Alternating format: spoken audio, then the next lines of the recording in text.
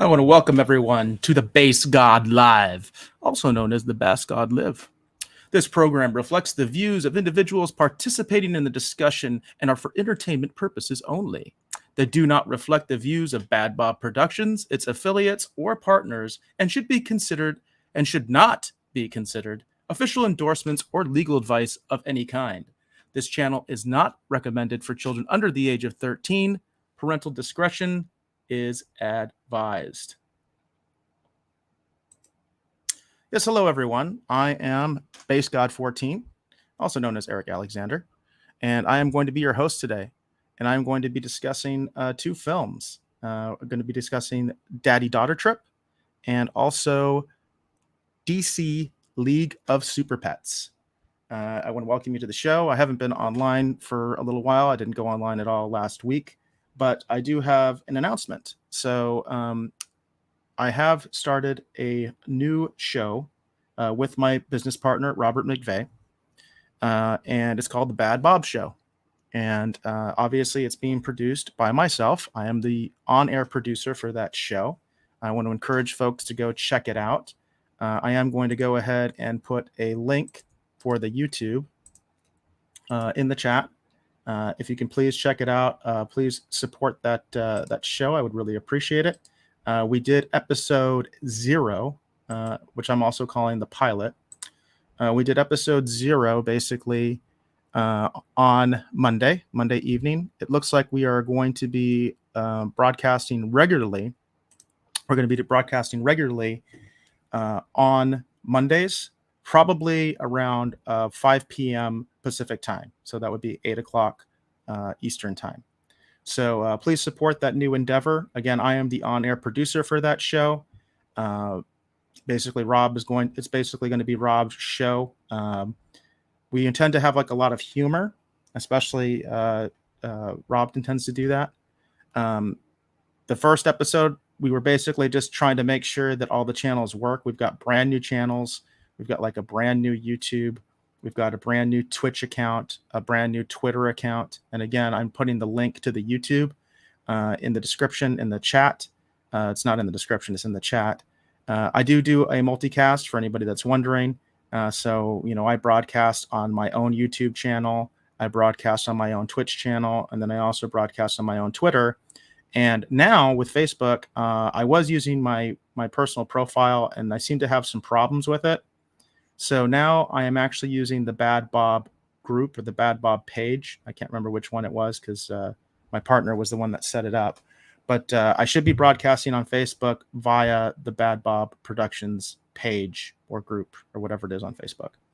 So I'm trying that out today to see how that works because, like I said, I was having some issues with the comments on Facebook for my actual personal profile. So yes, as I mentioned, we are going to be discussing two things that a lot of people might be like, why are you doing DC Superpets and Daddy-Daughter Trip, Well, the two are actually very connected for me.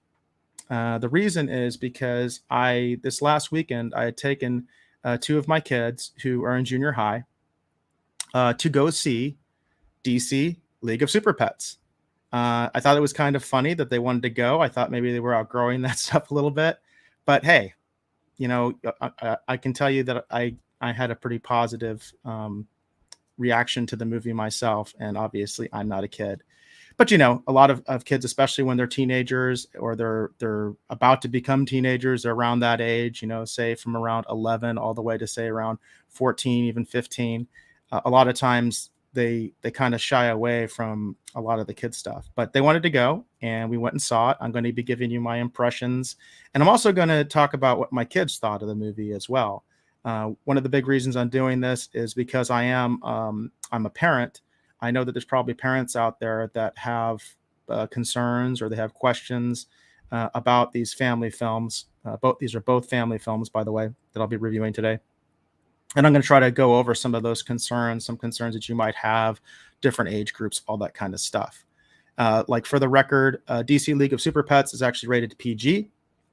So it's very much considered a family film. And interestingly enough, Daddy-Daughter Trip is not yet rated. That is not yet rated. Now, So how is Daddy-Daughter Trip connected to me going to take my kids to go see DC League of Superpets? Well, what happened was we were watching the trailers. I hate to miss the trailers. I'm really big on the trailers because quite often the trailers are the best parts of the movie, all put into a very quick format. So I decided to go ahead and we got there early. We got to the theater early, and we were able to see the trailers. And all of a sudden, I saw this trailer for this movie that I had never heard of, and I saw that Rob Schneider was in it. And of course, I know who Rob Schneider is. I grew up watching his era of Saturday Night Live, and I've watched a lot of the movies he's in. I've watched the Deuce Bigelow movies. I've watched, a lot of the Adam Sandler movies that he's in. He's in a ton of Adam Sandler movies. Those two are obviously pretty close friends, I think, because they seem to work together all the time. So it was interesting. I saw this movie, and I hadn't heard of it. I hadn't heard of it at all. I was like, this is interesting. And as soon as this trailer started, almost immediately the characters were talking about places in Arizona. And I live in Arizona. And I was like, wow, this is really interesting. So I'm sitting there in my head wondering, was this filmed in Arizona? And as the trailer progresses, they're like, yeah, this was filmed in Arizona. And it was going to have an exclusive release at Harkins Theaters only. And I thought that was really interesting. I actually, in my own endeavors as a filmmaker, I'm the chief financial officer of Bad Bob Productions.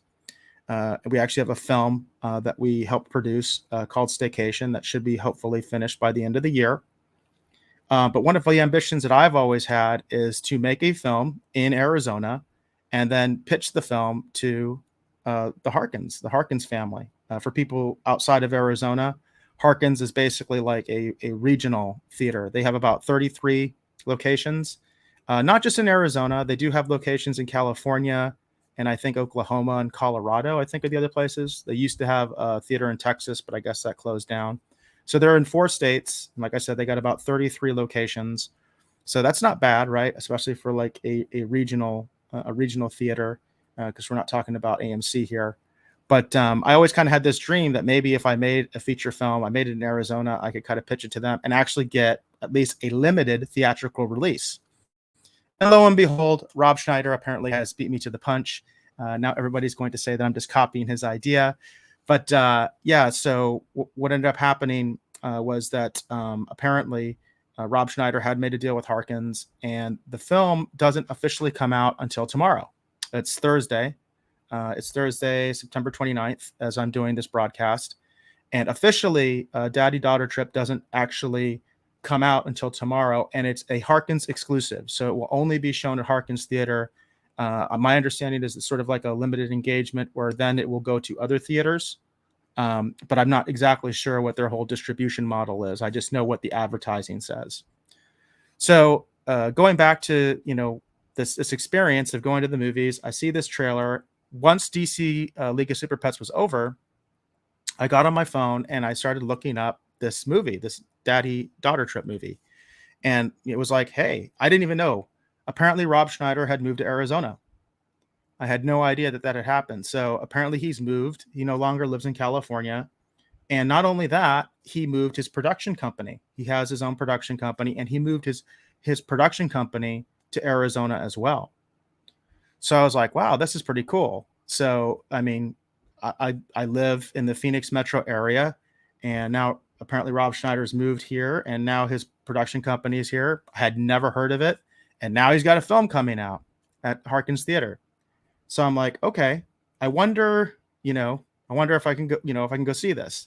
I'd actually talked to my kids. One of my kids was interested in the movie, and one of my kids was not after seeing the trailer, to be completely honest. One kid was like, yeah, that looks interesting.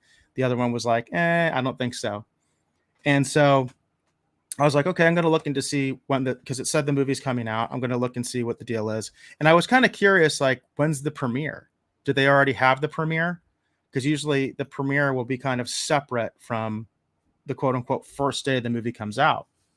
Well, as I did my little internet research, I found out that the premiere was going to be happening on Tuesday. So that's, again, today is Thursday. So 2 days ago. And I was just like, oh, well, I wonder how if you can get in, And so I did a search on the Harkins site, and I found tickets, a ticket for the premiere, which was on Tuesday. And I was really excited. There was like only 2 tickets left, and I snatched one up. Unfortunately, I knew I couldn't bring my kids because it was a school night and all that. But I was like, I'm going to go to this because as a filmmaker based in Arizona, it's so hard to find events that I can go to network, especially with professionals, because a lot of the stuff the activity, a lot of the film industry activity in Arizona, it's like short films and things like that. It's like you go to a film festival and somebody might come up to you and say, oh, I have a short in the shorts program, that kind of a thing. And more often than not, even in that case, the people that you're talking to are not based in Arizona. It's almost kind of rare to find people that are actually based in Arizona, making films in Arizona, even if they're short films. Maybe more like student films, maybe a little bit better because we do have some film schools here in Arizona and specifically in the Phoenix metro area.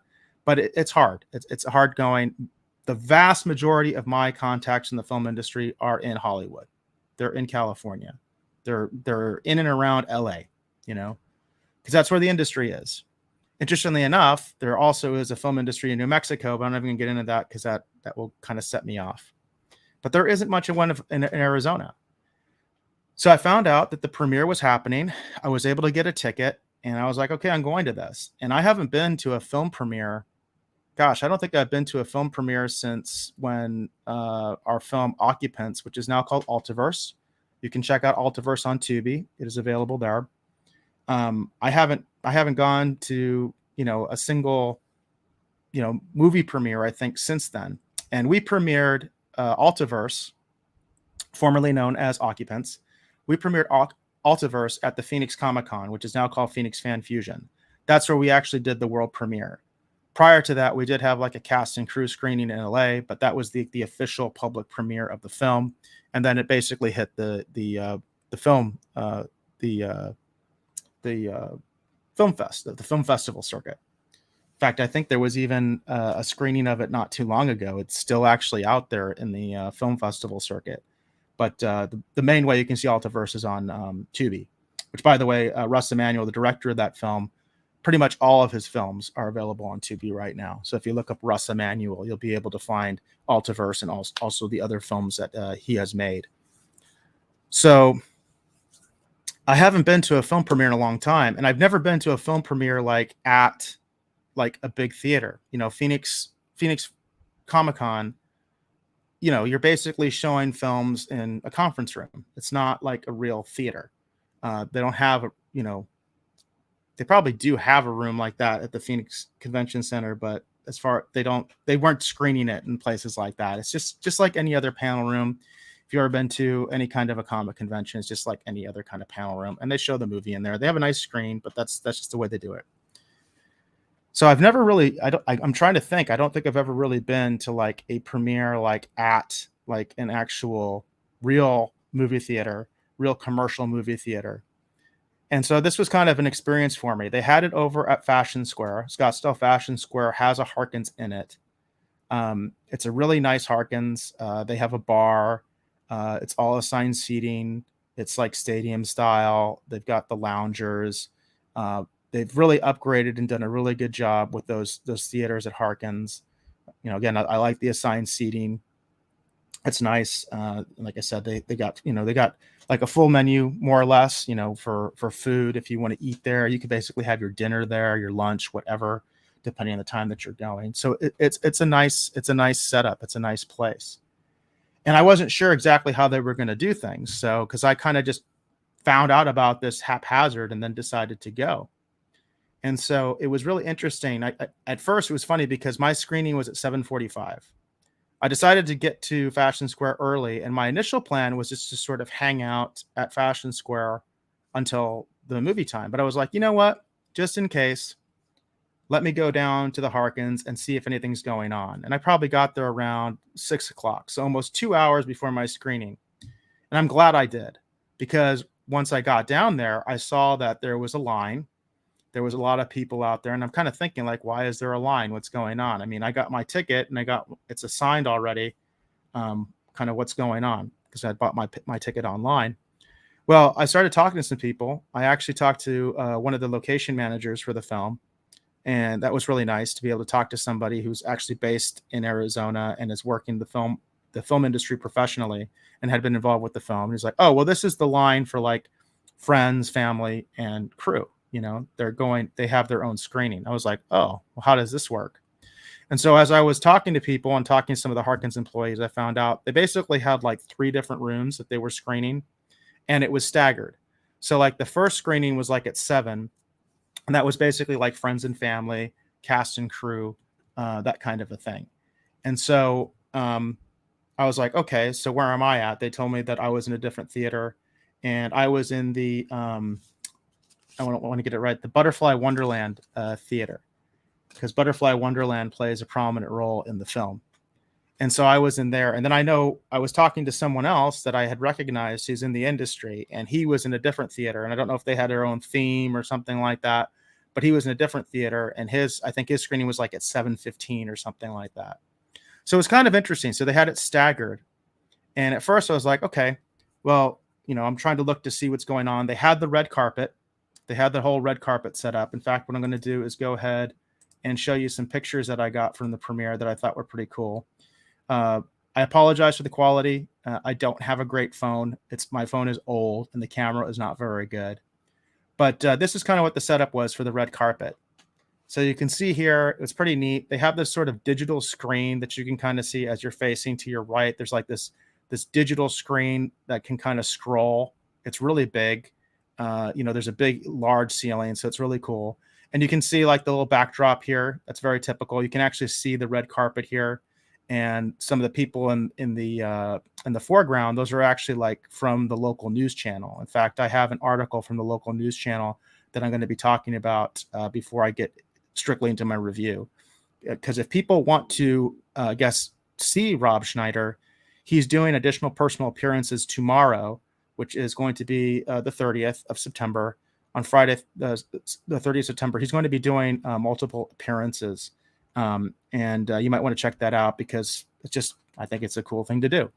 So this is what the red carpet setup was like. They had it there in the lobby. It's a spacious lobby, so it definitely seemed like they had a good setup for a premiere.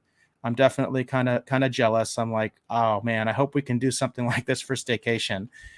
You know, because that would be so cool if we could do something like that for the film that I'm involved with, Staycation. But you can see they have the red carpet, they have the backdrop, the news media is there. That's one of the reporters, I think, from our local NBC affiliate right there in the foreground, you can see. So I was, of course, you know, I had my eyes trying to find Mr. Schneider and all that kind of stuff. So this is the actual, they had this facade. You can't see it very well, unfortunately. Again, I apologize for the quality of my camera. It does say Daddy-Daughter Film, and it's this really cool facade that they had in front of the movie theater. This was the theater basically for like cast, crew, family, friends, that kind of stuff. So it was kind of like the place where I guess Mr. Schneider and his family and everybody would actually be watching the movie with the audience. So that was cool. You know, this unfortunately was not the theater that I got to go into, but still I thought it was cool. I got there early enough that most of the cast and crew were still mingling in the lobby. So I was actually able to talk to several people in the industry, which is really nice. That was one of the main reasons I went, was I figured there'd be people in the industry there. Again, it's hard to find industry events in Arizona. And so it was really nice to be able to mingle with some of the cast and the crew and be able to talk to them and, you know, try to exchange cards and stuff like that. But this is what they had. Again, I think this would be so awesome if we could do something like this for Staycation. It's really, really cool that they did this, and it was really neat. And then, of course, I was able to get a somewhat decent picture of Mr. Schneider with his daughter. That's his daughter in the picture. She is one of the stars of the film. There's also, you can see there's like a little boy. I believe he's the other co-star. There are 2 main kids in the movie, and I believe this is the boy that was in the movie. And I'm not sure who the other person is, to be honest with you. I don't know if that's his wife or that's his wife in the film or what. I was a little bit unclear on that, but yeah, that's his daughter, and his daughter in the movie is his daughter in real life. and that was the best picture I think I was able to get. So I was happy. I was pretty close. There was a moment where Rob Schneider was walking around, basically because he was going from each of the different theaters. Like I said, there were at least 3 different screens that were showing the film. Not, like I said, not quite simultaneously. They staggered it. And he was walking basically to each theater because he actually introduced the film, which was really cool. He actually introduced the film at all the different screenings. So that was pretty neat. In fact, I'm going to try to load up this. I thought I had this already loaded up, and I guess I kind of messed up here. I'm going to go ahead and see if I can find it because I actually do have a picture of him at my screening.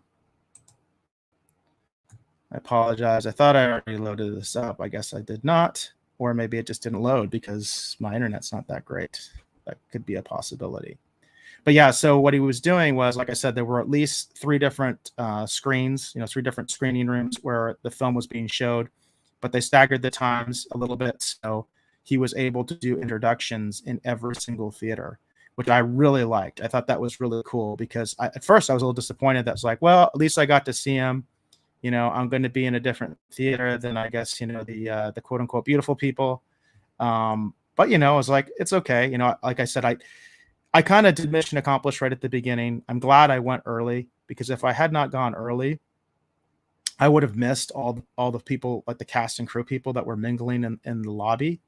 I would have totally missed that if I had gone late. So by going early, I was able to sort of do mission accomplished, and I at least got some exposure out there about my company and talk to some industry people. So here's a picture of Rob Schneider at my screening, and I was like in the 3rd row, so I was very close. Again, I just have kind of my phone kind of stinks, my camera kind of stinks, but you can see here that that is Rob Schneider here, introducing the film, which was very cool. It's a short and sweet introduction, but I really appreciated the fact that he did it, that he came in, and that was fun. And that definitely is kind of like worth the price of admission right there. It's like, okay, so not only did I get to see him, he actually introduced the film in person. So that was very, very, very cool that he did that. And I really enjoyed that. And then after the screening, there were still some people lingering. And this, I think, was actually just as they were leaving. They were doing a few more shots. And this is Mr. Schneider again with his daughter, who was one of the stars of the movie. And you can see her here. They were just kind of taking some final pictures. I think they were doing a couple more interviews and stuff like that. And I was able to grab another picture of them before they left. Again, I wish I had a better camera, but it was a really cool experience. And this never would have happened. I never would have gone if it hadn't been for the fact that my kids wanted to go see DC League of Superpets. If they had not taken me, technically I took them, but if they had not wanted to go to see DC League of Superpets, I wouldn't have known about Daddy-Daughter Trip, and I would have missed out on this experience. So I have to give props to my kids. I think it's awesome that they did that. I was mentioning that one of my kids wasn't really interested in Daddy-Daughter Trip after the trailer, but another one of them was. So I do want to take at least one of my kids to go see this movie because I want their perspective on it. But again, just the trailer, and we're talking about kids in the junior high, age group. Just the trailer. One of my kids was not interested at all in Daddy-Daughter Trip, and the other one was. So that's something also for parents out there. If you're thinking about the age group, what's age appropriate? I don't know. Like, I'll get into that as I actually do my review. In fact, I'm going to go ahead and start my actual official review. Oh, before I do start my official review of Daddy-Daughter Trip, I do want to mention one of the cool things about this premiere was that the tickets came with when I got my ticket online, so they just scanned it. I had the QR code and they scanned it. But after I got in, they gave me this little envelope, and it's kind of nice. It's got this kind of almost like, gold foil kind of tape. It was actually sealed. I very carefully opened it up, and it's just like little folders. It kind of looks like, maybe what they put like, gift cards in or something like that. But what was in this was a voucher or 2 vouchers. And one voucher was for a small drink and the other one was for a small popcorn. So that was really nice. So I kind of like that by going to this premiere, Harkins comped me a drink and also some popcorn, and it came in this little folder here. So very good on Harkins. That's very cool that they did that. You can see it, it looks nice and everything. I'm probably just going to keep this. Why not? And then at the end of the screening, I mentioned that I was like in the Butterfly Wonderland screening room, I think is what they were calling it. I got a free ticket to Butterfly Wonderland. So that's another thing, is like, I'm hoping I can take one of my kids. I know that they would appreciate it. So Butterfly Wonderland features very prominently in the film. So the fact that they were giving free tickets, that was a nice thing about the room that I was in. I got a free ticket. I'm kind of curious if they were doing something similar or if it was different. I know one of the other big sponsors is Cane's Chicken. Cane's Chicken. In fact, my understanding is that Rob Schneider he's going to be attending some of the first weekend screenings, both on Friday and Saturday. Again, it's the 29th, so we're talking about the 30th and the 1st. He's going to be attending some of the screenings, and actually I'll get into that because I have a link. So let me show you that real quick. Let me get my share button going. So he is going to actually be at some of these screenings tomorrow. Again, that's the 30th. We're broadcasting on September 29th. So I don't want folks, if they see this later, to think, oh, wait a second, Here we go. This is the article that I was looking at. And of course, it's starting a video that's not related. Okay, here we go. Let me make sure that I'm sharing my screen. I am running solo right now. So it says Valley resident Rob Schneider is debuting his new movie. Here's where to meet him. Schneider will be giving a special live introduction before showtimes at Harkins theaters throughout the Valley. Harkins theaters rolled out the red carpet in Scottsdale Tuesday night for the premiere of Rob Schneider's new movie, Daddy-Daughter Trip. In the movie, Schneider and his daughter Miranda take an adventure across Arizona, checking out some of the best attractions the state is known for. Schneider will be giving a special live introduction before the showtimes listed below at Harkins theaters throughout the Valley on Friday, September 30th and Saturday, October 1st. So on Friday, September 30th, he's going to be at Estrella Falls, 16 at 1:15 p.m. Then he's going to go over to the Arrowhead Fountains, 18 at 2:30 p.m. Then he's going to be at Norterra, 14 at 3:45 p.m. Then he'll be at the Scottsdale 101, 14 at 5 p.m. Incidentally, Scottsdale 101 is usually where they have the Phoenix Film Festival, if people are curious or don't know.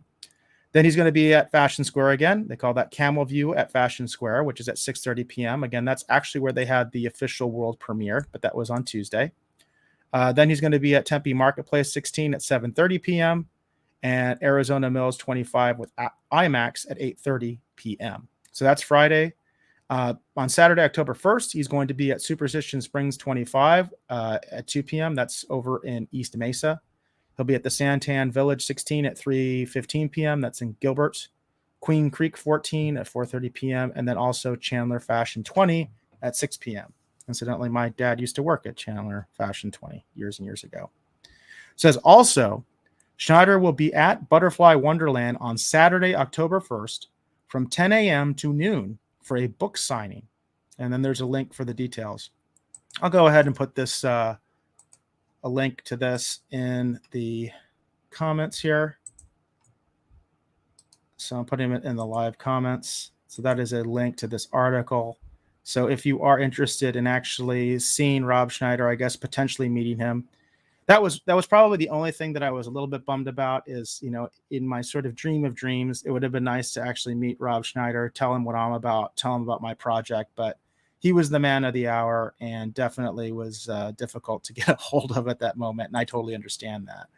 Again, I'm very appreciative of the fact that he at least introduced the film for my screening, the fact that he was there, that he was interacting with people, he was taking selfies with people. It was very cool. And watching that, it gives me ideas and like how I want to premiere my films, because I just felt like the way they did it was so well done. And kudos to Harkins Theaters and kudos to, Rob Schneider and his crew and all that kind of stuff, because he did a good job. But again, those are some of the other appearances that they're going to be making as they promote the film. This is a really big thing for Arizona. There's just no doubt about that. He even said this film in lots of ways is a postcard for Arizona.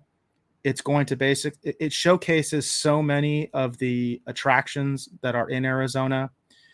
So most of the stuff is in the trailer. I'm not going to get too spoiler heavy. So they have Barizona is featured in it. Obviously, as I mentioned, Butterfly Wonderland is prominently featured in the film. Cane's Chicken is featured in the film, which I don't know if Cane's is actually in other places or not. I always assumed Cane's Chicken was just like a big franchise. So I don't know if they have locations outside of Arizona, but Cane's Chicken is definitely very prominent. In fact, Rob Schneider did a publicity stunt where he was like working at a Cane's Chicken. With probably I think the last week or so he was doing that to promote the film. Incidentally, I found out from the crew the film was made actually about a year ago. So it took them about a year to get all the post-production and actually get it released, probably make those deals with Harkins so they could actually have a place to show it. So, but yeah, there's several other places that I can't think of off the top of my head, but they definitely showcase Arizona, and they showcase a lot of different areas. Like they have some scenes that clearly are in Flagstaff. A lot of people always think of Arizona just being a big desert, right? But of course we do have mountains here. And in the mountains, we do have trees. We have actual greenery.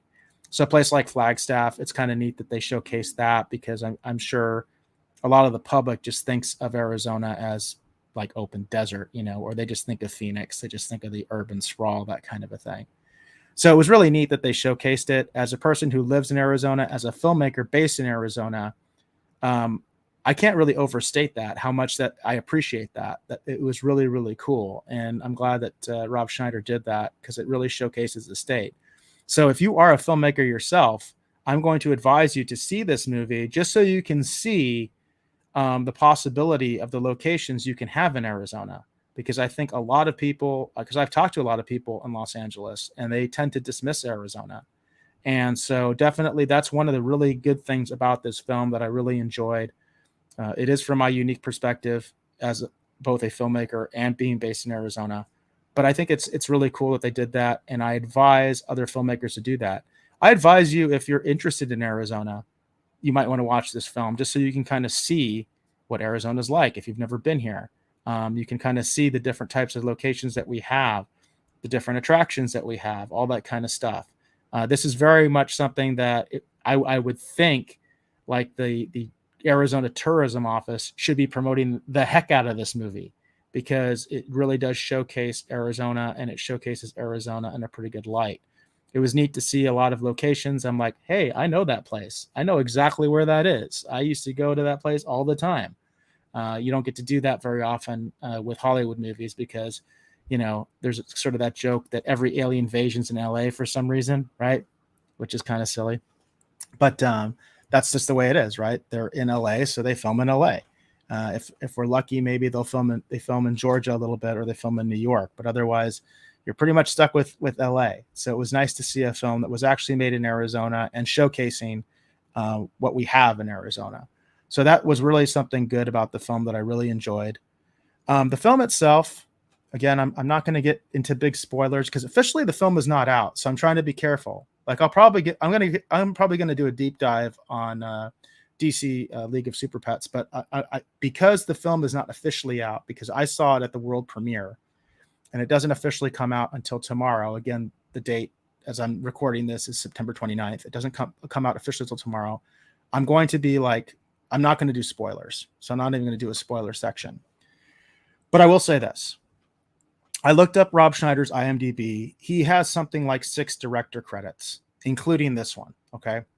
So even though I think his first project that he directed was like in 2007, I still kind of think he's a little bit of a novice director. Okay. Because I think one of the things he directed was like a TV show. And then there was some other kind of stuff that he directed that when I looked at his IMDb. So this is, I think this is his second feature film. if I'm not mistaken. I think this is his second feature film as a director. Now, as a producer, I can be a little bit hard on directors sometimes. I can definitely be hard on the way that I view the way that they do things sometimes. And there's sort of, in my mind, there's a typical novice new director mistake. And it's basically editing. A lot of directors will tell you that it's like in their mind, the film is never finished. By the way, that's why producers are so important. A lot of times producers are like, cast as kind of, the Suits or whatever, and, bad people or whatever. I don't know. But, and a lot of times that's accurate. I'm not going to say it's not. But what's interesting about the way the industry is and the way that directors are a lot of times, they don't ever feel like the movie is finished. So they constantly want to tinker it. If you're familiar with Star Wars, George Lucas was like that. The infamous special editions, whether you love them or hate them, that's part of that process. Is directors never feel the film is finished. And I think especially newer directors, they always tend to make the movie a little too long. So what I am going to say is the first act was way too long. The first act of this film was way too long. And this is a family film.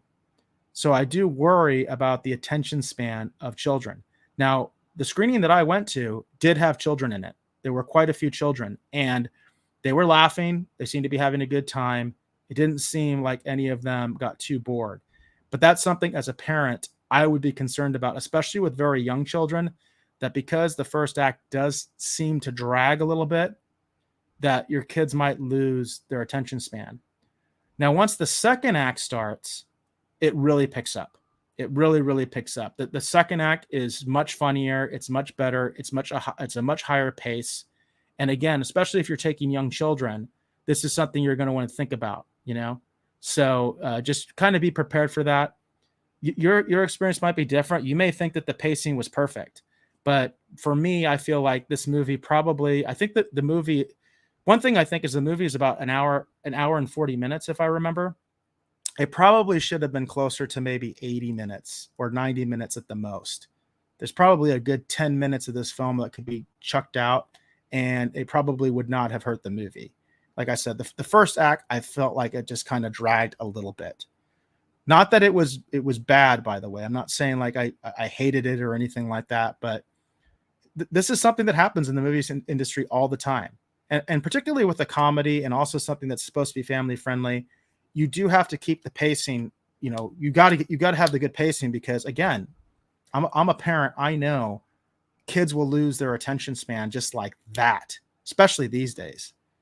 So because they're so used to just watching little YouTube clips, doing TikTok and that kind of stuff. So you got to keep their attention. So that's probably my biggest criticism of the film, is just that the first act I felt was just too long, especially when you're talking about kids, limited attention spans.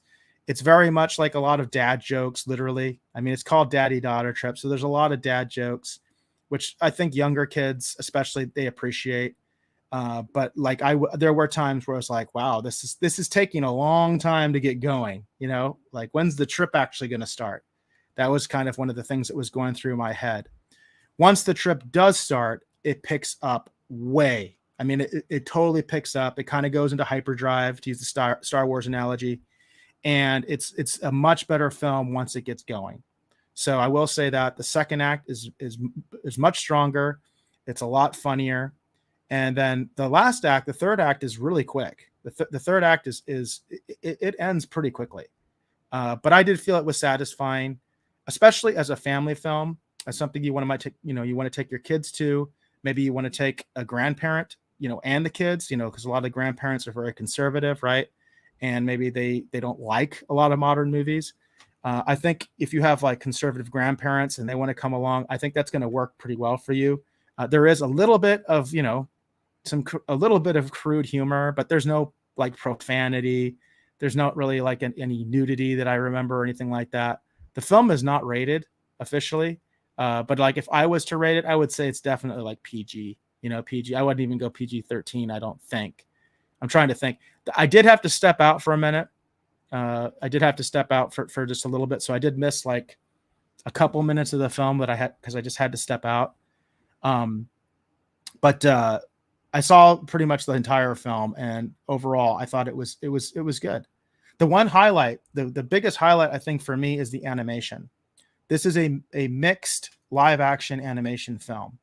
One of the things that happens in the movie, this is, I guess, sort of a very, very minor spoiler, although I think it might be in the trailer, so it might be fair game because I think it's in the trailer. But just in case, I'm putting the spoiler alert on.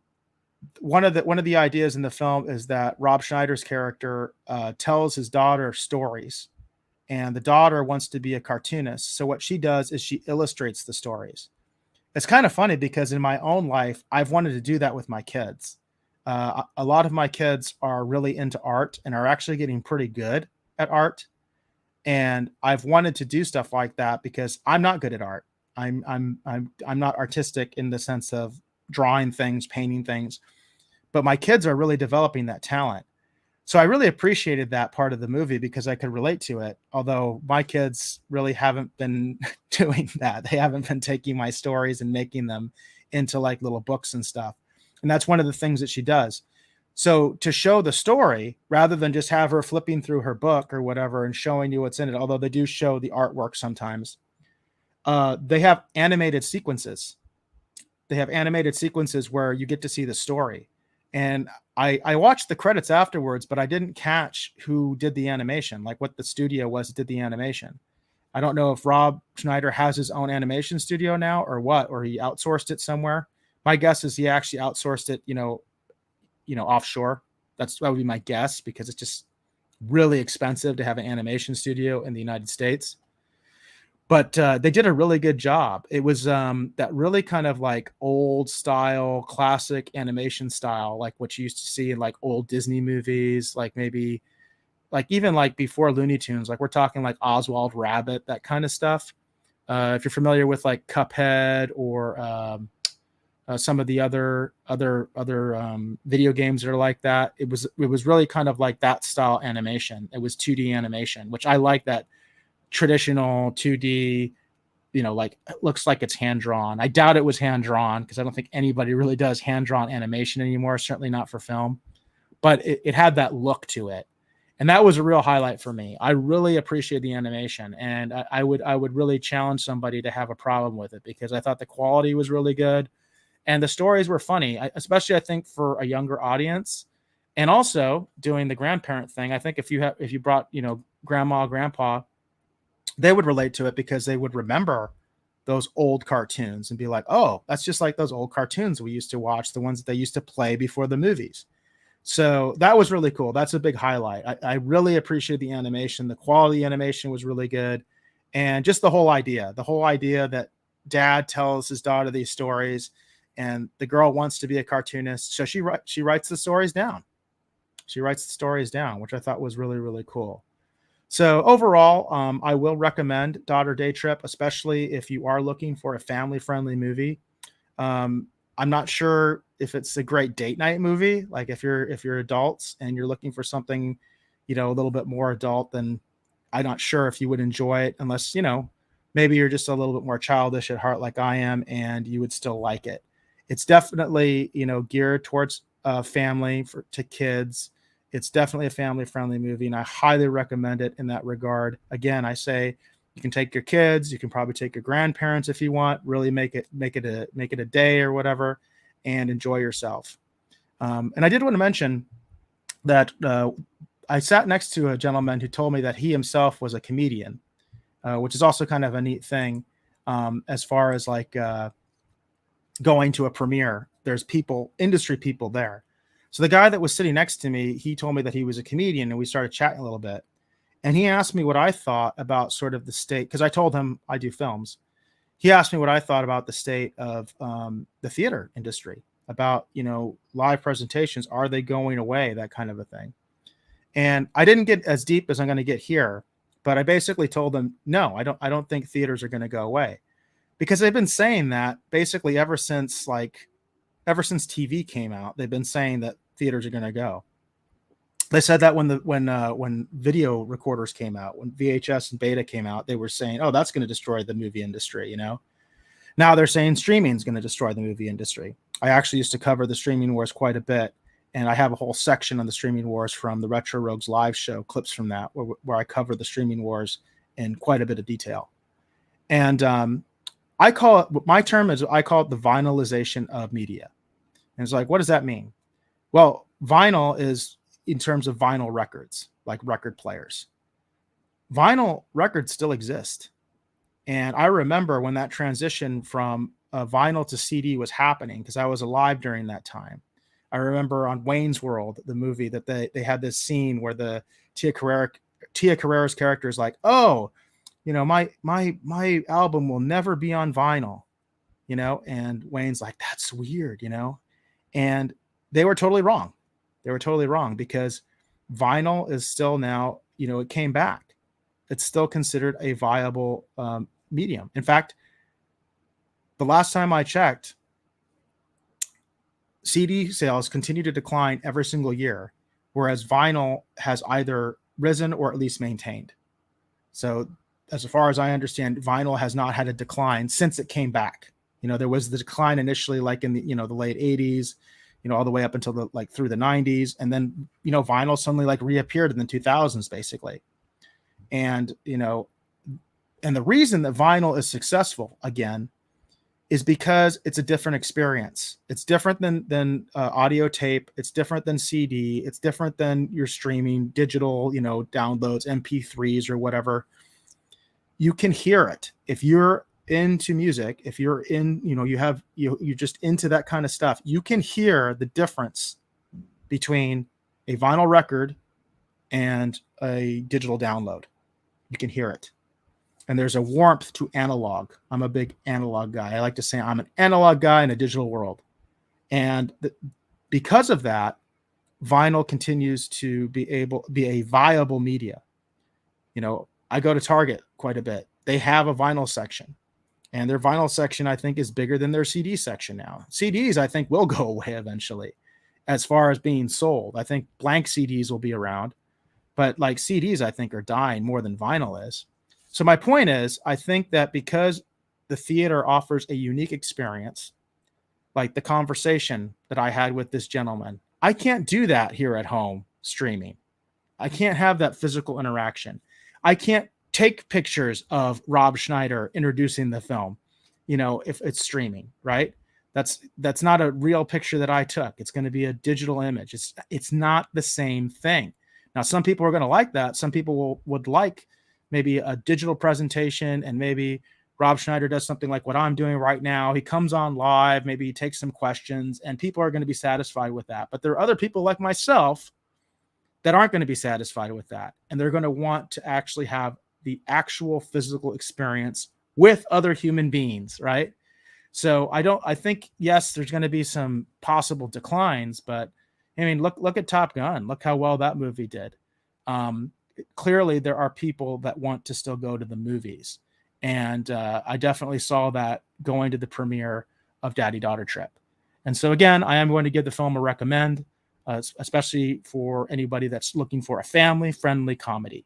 I'm definitely going to give it a recommend to you. And again, I commend Rob Schneider and his team for making this film in Arizona. I think it's really interesting that he's moved here, and I hope to see more. I'm even hoping maybe I can get involved somehow. We'll just have to see what the future holds. All right. So next we should go on to DC League of Superpets review. So again, DC League of Superpets, I just saw it this last weekend. I took two of my kids. They are junior high age, so I'm going to include that in my review because like I said, I was almost surprised that they even wanted to go, because I felt like maybe they were outgrowing this kind of stuff. Because, I'm kind of a big kid at heart. I still love this stuff. I've said many times on the Retro Rogues live show, I'm a DC guy. That doesn't mean I don't like Marvel, okay? I do like Marvel, but I'm a DC guy. Batman, Superman, Wonder Woman, that's my jam. I grew up watching the Super Friends cartoons.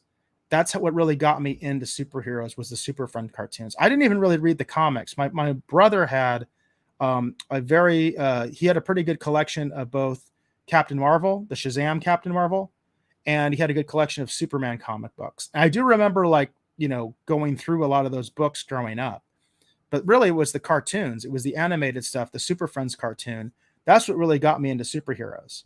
I did also like Spider-Man and His Amazing Friends. That was what got me into Marvel. In fact, most of my knowledge of Marvel characters came from that up until the X-Men's cartoon came out. So, but I do consider myself a DC guy. So I was kind of like, okay, my kids want to go see this. Let's go do this. Let's go do this. Let's check it out. So let's see, overall impressions, spoiler free. As far as pacing goes, and especially if you're looking to take your kids to this, I think the pacing was very good for a children's film, a family film.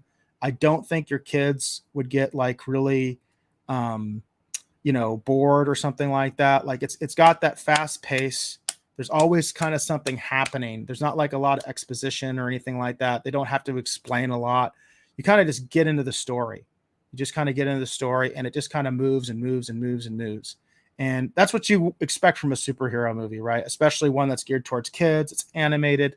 It definitely, I think, will hold the interest of your children. If you're more on the conservative side, as far as like, I know some people get concerned about like, is it woke or something like that? I would say that for the most part, it is not. But there is a little bit of agenda going on. Okay. That's all I'm going to say about that, is there is a little bit of that going on. But overall, it doesn't take away from what's really happening in the movie. So I'm happy to say that. I didn't feel too uncomfortable. There was like a couple scenes that, especially if you're a more conservative side, you might have a little problem with, especially for your kids. I didn't quite appreciate that, because if my kids were younger, I might not have appreciated it. The age my kids are at now, it didn't matter to me. How I can put it that way. Like my kids, again, are junior high age. They've been exposed to a little bit more to life and stuff. So I didn't really have an issue with what was going on. But if my kids were younger, I might. I'm kind of on the edge on that. But overall, the pacing was really good for especially for a children's movie. I, as an adult, I'm in my 40s. I enjoyed it. I am in a lot of ways a big kid at heart, but I enjoyed it. I thought it was good. I've always liked Crypto, the super dog. I've always thought he was really cool, even though, to be honest with you, I just kind of just knew of Crypto. Like, I don't think I've ever read a Crypto comic book. My brother has this book of like Superman facts. It's like full of all sorts of like Superman knowledge. And I remember I read that entire book, and it has something about all the different super pets that Superman has had in the various comic books. That's how I know about them. So I know about them from this kind of source book. Incidentally, I have my own source book that I bought my kids. I wanted to show you. This is actually the DC Superpets character encyclopedia, and I bought this at a comic book store. I wish I could remember which comic book store it was. I bought it for my kids because I knew that they would like something like this. And what's nice about this book is that it kind of explains both all these different super pets and super villain pets, and it's kind of a good resource. So if you're curious, this is a good book to check out. If like you're curious, like which of these characters are new and which of these characters are actually based on characters from the comic books, because Crypto obviously is based in the comic books. Ace the Bat Hound, he's obviously has a roots in the comic books. Anybody who watched Batman Beyond also knows that they have a version of Ace the Bat Hound in Batman Beyond. That's actually how I'm most familiar with him. I remember when my kids were younger, there actually was like a DC Super Pets show with Crypto. And I did used to watch that sometimes with my kids. And I always thought that was kind of a nice little show. It was definitely geared towards like probably like almost like preschool kids. But I do remember that. I remember Ace the Bat Hound was always like really over the top. Which leads to the actual superheroes. So the superheroes in DC Super Pets, for the most part, I didn't really have a problem with them. Obviously, the movie is really about the pets, but it's also about the relationship of Crypto and Superman. So I thought that was neat. But because the emphasis is on the pets, there isn't really a lot of character development on the actual heroes. For the most part, just because you barely see them, quite frankly, I didn't really have any problem with the depiction of the superheroes. Batman's pretty funny. They had a lot of jokes for Batman. And also, there were a lot of Marvel jokes. And I really did like that. There was a lot of poking fun at Marvel in this movie. If you are a DC guy, and even if you're a Marvel guy, but you still at least like DC, you're going to appreciate those jokes because, DC was having some fun there where they were making a lot of references to the Marvel characters and, kind of making fun of them. So I appreciated that. I did appreciate that. So they poked quite a bit of fun. The only thing I didn't like was Superman. I felt was kind of depicted as kind of dumb and silly. I've had a problem with the way that Superman's been depicted in some ways. I've said in my, we did a review, I think, of Justice League and things like that on the Retro Rogues live show. I do not like a lot of the way that Superman is portrayed as, like almost like a dark character. Like I don't like the way Schneider did Superman. Man of Steel, I think is not a good movie for me. I like the Christopher Reeves version of Superman is my Superman. But I've always thought of Superman, he's very much like an angelic figure in my mind. Some people say he's too perfect. Well, that's what Superman is. That's why he's called Superman, okay? He is just near perfect. They make him kind of goofy in DC League of Superpets. So that would probably be my main criticism, being a Superman guy. I like to tell people that if I'm in a good, hopeful mood, Superman's my favorite. If I'm in a dark mood, Batman's my favorite, So that's just the way that I am. Again, I definitely feel that I am a DC guy.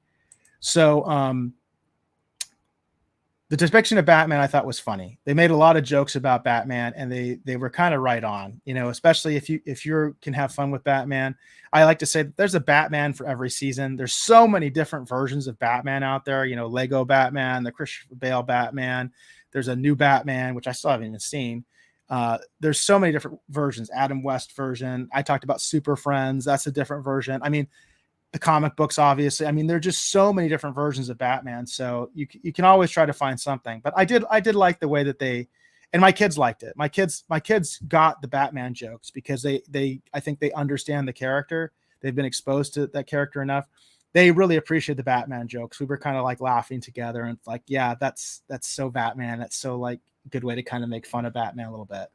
So, but overall, the actual human superheroes are way overshadowed by the pets, which they should be, right? It's called DC League of Superpets, right? So they should be overshadowed. So overall, I would give it a recommend. Both of my kids, again, who were junior high age, which I as a parent, I would have thought maybe they're outgrowing stuff like this. They wouldn't like it. They both liked it. They both said they enjoyed the movie. There were times that they definitely did laugh out loud. Not a lot of times. I mean, it is definitely geared, I think, more towards maybe like the under 10 crowd, but it's definitely a good family movie. It's another one where I would say not only can you bring the kids, you can probably bring the grandparents. There's maybe like one scene that maybe if they're really conservative, they may not like, but it's over and done with really quick. So I think overall it would be a very good, like family friendly movie. Your family will enjoy it. It's one of those things that will cross different generations. And they're going to enjoy it. So I definitely give it a recommend, especially if you're looking for a family-friendly movie. If you're a DC fan, even if you're a Marvel fan who at least accepts DC, at least likes it, even though Marvel might be your preference, I think you will enjoy it. If you like animal type movies, like if your kids are into things like Paw Patrol, there's a Paw Patrol joke in the movie. If they're into stuff like that, which I think most kids really like dogs and cats, and they like movies with dogs and cats who can talk and all that kind of stuff. They're going to enjoy it. And again, my kids, junior high age, both basically gave it a thumbs up, and I'm going to give it a thumbs up too, and definitely recommend it as a family-friendly film.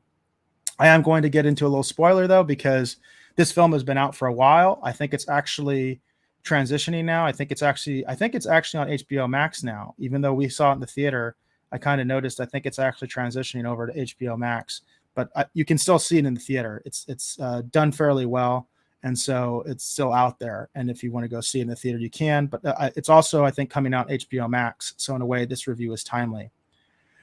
But as far as like sort of a deep dive, one criticism I would have, in fact, I wouldn't say it's a criticism. This is kind of almost nitpicking, but it is a bit of a spoiler. So again, the way that I found out about most of these characters was because my brother had this Superman reference book, and I basically read it cover to cover. And it was just full of facts about Superman. And it also talked about the super pets. So even though I've never read like the actual like Crypto Superdog comic books, I know what the story is because I've read the reference books. And the original way that Crypto was explained, which I thought was really good, was that Crypto was supposed to have been like a test subject for Superman. Superman's dad.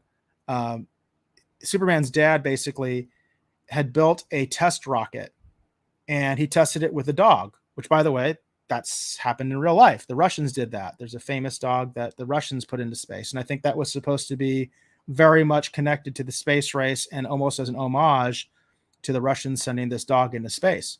So the idea was that Superman's dad had sent this test rocket to make sure that the rocket that he was building for his son would work. So he sent Crypto in it, but the rocket was slower because it was a prototype. It was slower than the rocket that he put Superman in.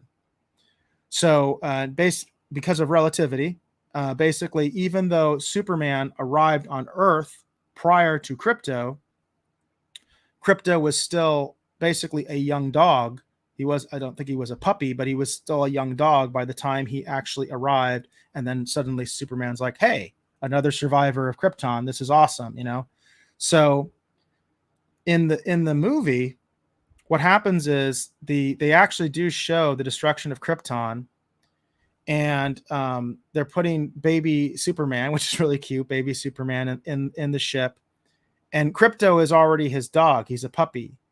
And what happens is Crypto just kind of like sneaks into the rocket.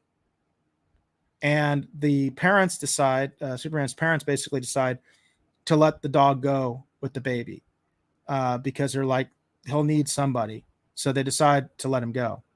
What I don't like about that is that, okay, Superman's clearly like probably in his late 20s, early 30s in this movie. Okay.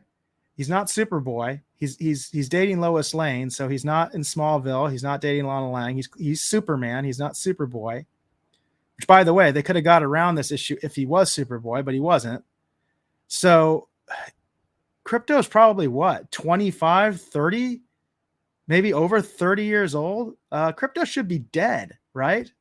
So that's one little nitpick that I had, was that, first of all, I don't know why they changed the original origin, because the original origin I really liked. Again, I think it's kind of an homage to the actual space race. It's an homage to the Russian dog that was sent into space. And it's like, I don't know why they changed that, because it doesn't really make sense, because Crypto should be like, he should be old. You know what I mean? He should be like probably barely alive, quite frankly, because unfortunately that's just the way it is with dogs. And so that's one thing I didn't quite like about it. I felt like they should have just kept the other origin. But I think part of the reason they did that was because it probably would have been too hard to explain to a young audience, right?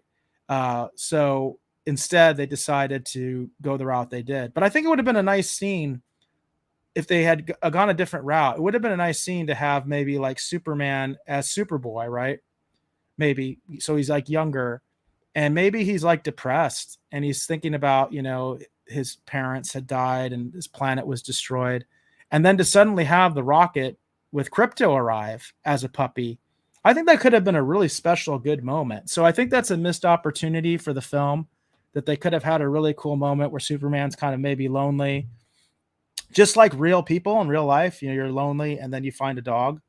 I think that would have been a better way to go about it. I think they kind of took the simple route, but that's probably my only real criticism of the film.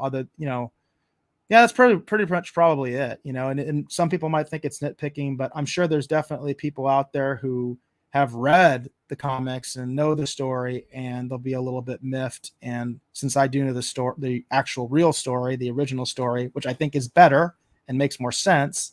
So that way you can have an adult Superman with a dog and it makes sense, as opposed to the idea that Superman had this dog since he was a puppy, when this dog really shouldn't be alive anymore. I'm sorry, or should be very old, like be sitting there with like, Ma Kent or something like that, right? And Superman occasionally visits him, but he's not out there, fighting alongside Superman, which he does in the movie, which is very cool. It's nice to see. It's nice to actually see Superman with like a sidekick kind of thing, because, usually Superman, you always kind of see him solo, and it is kind of cool to see him have, Crypto, the super dog, running around with them. So that's probably my only real quibble. But again, I do recommend the film. I enjoyed it. And I think even more importantly, my kids enjoyed it. Again, junior high age. So we're talking the range from, say, basically like 11 all the way up to maybe like 14, that kind of thing. I try not to disclose too much personal information.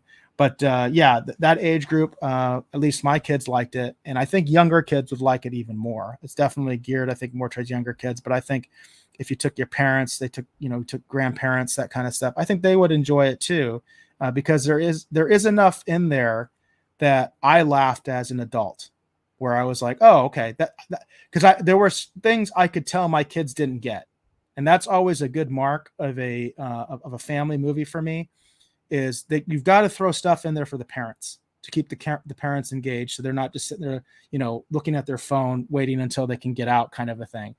There were several jokes that I could tell. I don't think my kids really got them, but I got them. I totally understood them. And I definitely liked the Marvel jokes, the picking at Marvel. All right. Well, I think that's about it for my reviews. I'm just over the hour mark, and I want to keep this show about an hour. I'm still trying to decide what time slot I want to do, what days I want to do. I have decided, especially since I'm doing the Bad Bob show on Mondays, it's going to be Tuesday, Wednesday, or Thursday, probably Wednesday or Thursday. So I'm going to throw Tuesday out. Probably I'm just going to be Wednesday or Thursday. I'm doing this broadcast on a Thursday. I may do my next broadcast on a Wednesday, flip around. I think I am going to mess around with the time, just because I kind of have to rebuild my audience since I'm not doing the Retro Rogues live show right now. So I'm going to try to fool around with it, see what works, see what hopefully helps me build the channel up, and maybe get some of that steady viewership back, because, for a long time I wasn't doing anything, and like last week I didn't broadcast at all. So I'm going to try to get into a better groove, Fortunately, I don't see any comments or anything like that, but definitely feel free to comment if you do one of the replays. Comment, like, subscribe. I'm really trying to build the channel up, and if you enjoy my content, I definitely appreciate you sharing that. And also, if you don't like my content, tell me why. You don't need to be personal, but if you can explain to me what it is that you didn't like, and we can get into it. We can say, okay, all right. If you see these films, I definitely would like to know what your experience was, and definitely also the experience of your kids. If you took your kids, if you did take your grandparents, if you did take mom and dad, whatever it was, I'd be curious what their opinions are of the film as well. So with that, I guess that will be the last word.